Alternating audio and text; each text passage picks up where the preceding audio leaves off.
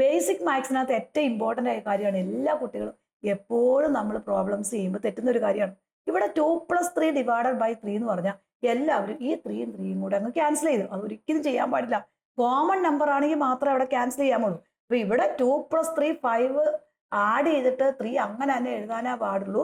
ഒരു കാരണവശാലും 3യും 3യും കൂടെ വെട്ടാൻ പാടില്ല. അതുപോലെ തന്നെ ഇവിടെ 2 2 കൂടെ ക്യാൻസൽ ചെയ്ത് കളയും. ഒരിക്കലും ചെയ്യരുത്. 5 - 2 എന്ന് പറഞ്ഞ 3 ആണ്. 3 ഡിവൈഡഡ് ബൈ 2 ആണ് ആൻസർ എന്ന് പറയുന്നത്. വേരിയബിൾ വരുമ്പോൾ A+B ഡിവൈഡഡ് ബൈ എ എന്ന് പറഞ്ഞാൽ ഒരു കാരണവശാലും എയും കൂടെ ക്യാൻസൽ ചെയ്യാൻ പറ്റില്ല. അപ്പൊ A divided by a then plus b divided by a ആണ് ഇതിന്റെ ആൻസർ വരുന്നത്. അപ്പൊ നമ്മൾ ഈ ഒരു എ കൊണ്ട് ഡിവൈഡ് ചെയ്യണം. പ്ലസ് നടുക്ക് പ്ലസ് ആണെങ്കിൽ പ്ലസ് ഇടണം, മൈനസ് ആണെങ്കിൽ മൈനസ് ഇടണം. പ്ലസ് ബി ബൈ എ എന്ന് എഴുതാമോളൂ. ഇനി 8 - 2 ബൈ 2 ആണ്. അപ്പൊ 2 × 2 ക്യാൻസൽ ചെയ്യാൻ പറ്റില്ല. ഇവിടെ 8 - 2 6 ആണ്. അപ്പൊ 6/2 എഴുതി കഴിഞ്ഞിട്ട് നമുക്ക് ആൻസർ എന്താ എഴുതാം? 6നെ 2 കൊണ്ട് ഡിവൈഡ് ചെയ്ത് ആൻസർ 3 എഴുതാം. യാതൊരു പ്രശ്നവുമില്ല.